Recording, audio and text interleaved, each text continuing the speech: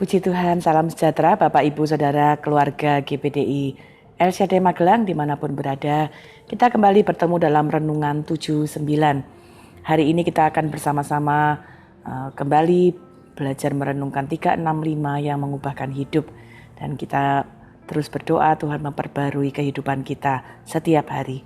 Hari ini kita akan membahas bersama, merenungkan bersama Matius pasal 25 dalam perikop di ayat 14 sampai 30. Nah, kita akan melihat satu ayat. Saya akan mengajak membaca satu ayat dari satu perikop dengan judul perumpamaan tentang talenta. Matius 25 ayat 21 berkata demikian, "Maka kata tuannya itu kepadanya, baik sekali perbuatanmu itu, hai hambaku yang baik dan setia. Engkau telah setia dalam perkara kecil, aku akan memberikan kepadamu tanggung jawab dalam perkara yang besar. Masuklah dan turutlah dalam kebahagiaan Tuanmu." Nah, apa yang kita baca tadi itu adalah salah satu kalimat yang diucapkan dalam perumpamaan ini dari seorang tuan kepada hamba-hambanya yang sudah melakukan tugasnya dengan setia, dengan baik, sama seperti tema kita hari ini, setia. Nah, apa yang kita dapat observasi? Yang pertama dari pasal 25 ayat 14 sampai 30 ini ada tokoh-tokoh yang terlibat di dalamnya yang kita bisa lihat, yaitu seorang tuan. Tuan ini punya harta yang banyak yang kemudian kita baca dipercayakan kepada 3 orang hambanya. Ya, sebelum tuan ini pergi, dia memanggil hamba-hambanya. Hamba yang pertama diberi kepercayaan 5 talenta, hamba yang kedua 2 talenta, dan hamba yang ketiga 1 talenta. Nah, kemudian tuan itu pergi dengan waktu yang tidak dijelaskan, tetapi di dalam pasal ini dijelaskan bahwa dia lama pergi. Nah, talenta itu adalah sesuatu hal yang sangat berharga ya pada waktu itu. Dan kita melihat perumpamaan ini memberikan kita beberapa hal yang kita bisa interpretasi ya. Dari kisah ini kemudian kita tahu bahwa setelah tuan itu kembali, dia meminta pertanggungan jawab. Hamba yang pertama dan kedua sudah mengerjakan kepercayaan talenta yang diberikan dan memperoleh laba, dan mereka dipuji seperti ayat yang tadi kita baca. Kamu baik dan setia, kamu setia dalam perkara kecil dan akan dipercaya dalam perkara besar. Tetapi ada satu orang hamba yang kemudian kalau kita baca hamba ini tidak melakukan apa-apa, bahkan justru dia dalam ketakutannya dia menguburkan talentanya, tidak melakukan apa-apa. Dan firman Allah menuliskan dalam perumpamaan ini, tuan ini berkata, engkau jahat dan malas. Nah, apa yang kita bisa interpretasi? Apa yang kita bisa belajar dari perumpamaan ini? Siapakah Tuhan itu yang dimaksud dalam perumpamaan? Ya, Tuhan itu adalah gambaran dari Kristus sendiri. Kristus itu adalah pemilik hidup kita. Kristus itu adalah Tuhan atas hidup kita, dalam artian dia penguasa atas hidup kita. Tuhan itulah adalah pemilik dari semua hal dalam hidup ini, mau karunia, harta, benda. Ya, karena dia pencipta, dia adalah Tuhan di atas kehidupan kita, Tuhan atas segala sesuatu di dalam kehidupan kita. Yang kemudian dapat kita interpretasi siapakah hamba. Hamba itu tentunya adalah orang-orang percaya kepada Kristus, dan juga termasuk di dalamnya kita semua, dan juga hamba-hamba Tuhan. Nah, yang kita bisa belajar dari perumpamaan ini adalah kita ini seperti hamba-hamba yang tadi dipanggil dan diberi kepercayaan. Masing-masing kita ini, hidup kita dikaruniakan hidup. Hidup ini adalah satu harta yang sangat luar biasa. Hidup yang kita bisa hidupi sekarang sebenarnya adalah satu harta yang tidak ternilai, karena kita bisa hidup, kita bisa berpikir, kita bisa bekerja, kita bisa melakukan apapun juga dengan hidup kita. Nah, hidup kita ini yang kita perlu interpretasi, kita perlu belajar adalah sebuah kepercayaan. Ya, hari ini kalau saya masih hidup, Bapak Ibu masih hidup, ya saudara masih hidup, kita masih bisa bernafas, masih bisa bergerak dengan hidup. Ini adalah kepercayaan yang Tuhan beri dalam hidup kita. Nah, kita belajar bahwa ketika kita diberi kepercayaan hidup, ya sama seperti hamba-hamba tadi, ada tugas yang Tuhan berikan. Waktu Tuhan memberi kita hidup, ayo gunakan hidup ini untuk memuliakan Tuhan. Ayo gunakan hidup ini untuk bekerja, melakukan pekerjaan Tuhan. Nah, apa yang Tuhan percayakan selain hidup ini? Ya, semua kepercayaan yang Tuhan berikan itu termasuk di dalamnya harta, termasuk di dalamnya karunia, termasuk di dalamnya kemampuan kita berpikir, termasuk di dalamnya minat-minat kita, bakat kita, keahlian kita. Apa yang kita bisa interpretasi dari harta atau hal-hal yang dipercayakan dari Tuhan kepada hamba tadi, atau dalam interpretasi kita dari Tuhan kepada kita. Yang pertama, kita perlu terus ingat semua harta, semua kepercayaan itu asalnya dari Tuhan. Kedua, semua kepercayaan harta yang Tuhan izinkan masing-masing kita miliki itu berbeda-beda, dan Tuhan memberikan seperti yang dikehendakinya. Jadi kita perlu belajar menyadari, oh ternyata karunia saya dengan karunia Bapak Ibu, karunia kita satu dengan yang lainnya itu bisa berbeda-beda. Kita belajar menerima dengan sukacita, belajar menerima dengan ucapan syukur, dan tidak perlu membanding-bandingkan, aku kok enggak seperti dia ya, aku kok enggak sama seperti dia ya. Karena ternyata sama Tuhan itu sudah dikasih masing-masing sesuai dengan porsinya, sesuai dengan kehendak Tuhan.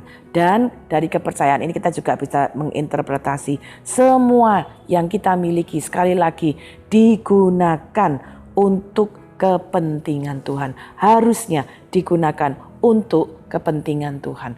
Tuhan ingin kita itu pelihara harta kita yang Tuhan sudah percayakan kepada kita. 2 Timotius 1 ayat 14 mencatat demikian. Ada satu nasihat Paulus.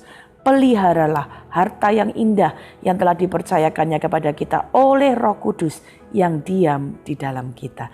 Jadi segala sesuatu yang dipercayakan, Tuhan ingin kita itu memeliharanya. Nah, bagaimana kita mengaplikasikan memelihara harta yang Tuhan berikan, memelihara karunia, memelihara minat, memelihara bakat kita, mengembangkannya seperti yang dilakukan oleh hamba-hamba tadi. Yang kita bisa belajar hari ini, ya, ketika kita mengaplikasikan harta yang Tuhan percayakan ya di dalam kehidupan kita, lakukanlah dengan setia.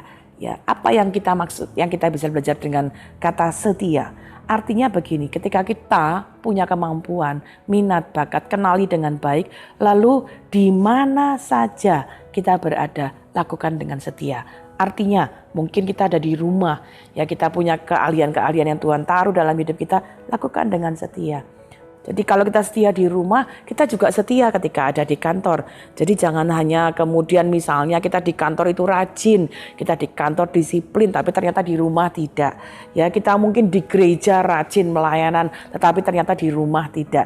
Tapi setia itu artinya di mana saja kita berada, kita tetap lakukan itu dengan penuh kesetiaan. Kedua, kerjakan segala hal itu dengan terus menerus ya, meskipun mungkin nampaknya kecil, meskipun kesetiaan itu justru belajar dari hal-hal yang kecil ya. Kalau kita bisa setia pada hal yang kecil, kita akan bisa setia juga pada hal-hal yang besar ya. Karena itu belajar, mungkin halnya tuh nampak sepele, mungkin yang kita kerjakan tidak dilihat orang ya, karena kita mungkin mengerjakannya tanpa terlihat.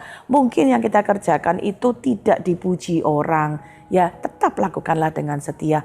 Apalagi kalau kita tahu itu kepercayaan yang Tuhan berikan kepada kita, itu yang dapat kita lakukan untuk memajukan pekerjaan Tuhan. Kemudian mari lakukan dengan penuh tanggung jawab, lakukan dengan tepat, lakukan dengan benar. Kemudian kita juga bisa belajar lakukan itu bahkan ketika kita mungkin harus berkorban untuk itu. Mungkin kita berkorban tenaga, berkorban waktu, atau bahkan berkorban secara materi. Ya, Kesetiaan itu akan membuat kita menjadi, ketika kita setia bekerja, setia untuk melakukan, setia terus, itu termasuk kita setia mengasah kemampuan kita.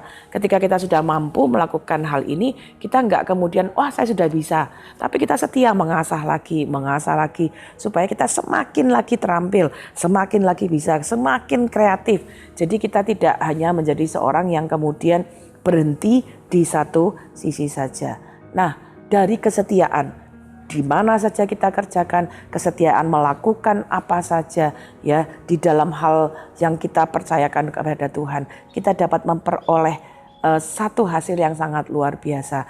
Tadi sekali lagi saya bacakan Matius 25 ayat 21. Maka kata tuannya itu kepadanya, baik sekali perbuatanmu itu, hai hambaku yang baik dan setia.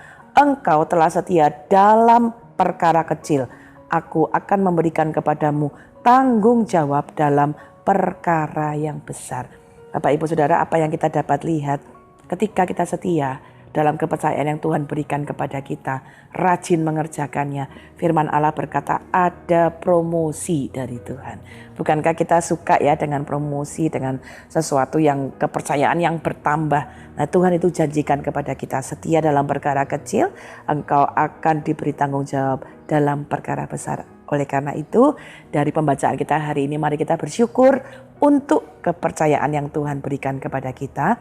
Tapi mari kita juga kemudian rajin dan setia mengerjakan apa yang Tuhan percayakan kepada kita. Amsal 12 ayat 24 berkata demikian, tangan orang rajin memegang kekuasaan, tetapi kemalasan mengakibatkan kerja paksa. Karena itu saya percaya kita semua keluarga GBDI El Shaddai Magelang, kita menerima dengan bersyukur semua kepercayaan yang Tuhan beri. Lakukan dengan setia setiap perkara yang Tuhan berikan kepada kita.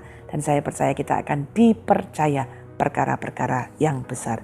Terima kasih Bapak Ibu Saudara telah mengikuti Renungan 79. Kiranya dapat menjadi berkat bagi kita semua. Bapak Ibu Saudara yang ingin didoakan untuk pokok doa tertentu, menceritakan kesaksian, baik mujizat kesembuhan, pemulihan, masalah keluarga dan lain-lain, dapat menyalurkan melalui chat di WhatsApp 0813 2742 0088. Mari kita berdoa. Bapa, kami mengucap syukur untuk petunjuk firman-Mu. Kami sungguh berbangga ketika Engkau memberikan kami kepercayaan dalam banyak hal. Terima kasih untuk harta yang luar biasa yang Engkau percayakan dalam hidup kami sendiri. Karunia-karunia, bakat, minat yang Engkau percayakan, bahkan harta benda yang Tuhan percayakan kepada kami. Kami mau belajar bersyukur untuk hal itu dan sekaligus menyadari bahwa segalanya dari Tuhan dan kami kelola dengan sebaik-baiknya untuk pekerjaan Tuhan, untuk kemuliaan Tuhan. Beri kami kerelaan hati, berikan kami kerajinan, berikan kami kesetiaan untuk mengerjakan segala sesuatu, memelihara harta yang Tuhan berikan, mengerjakannya, mengasahnya dengan baik, sehingga apa yang kami kerjakan dapat menjadi berkat menyenangkan hati Tuhan. Terima kasih Bapak, berkatilah seluruh keluarga GBDI El Shaddai Magelang mengenali bakat-bakat yang Tuhan berikan, karunia yang Tuhan berikan. Kami belajar mengembangkannya, mengerjakannya dengan setia untuk dapat memberkati orang-orang di sekitar kami. Dan kami percaya ada berkat Tuhan yang juga menjadi bagian dalam kehidupan kami. Terima kasih Bapa, mengucap syukur untuk kasih dan kemurahan dalam hidup kami. Ya Tuhan, terima kasih untuk janji firman-Mu kepada seluruh keluarga GBDI El Shaddai Magelang, bahwa Engkau akan memberikan Roh Kudus kepada kami yang meminta kepadamu.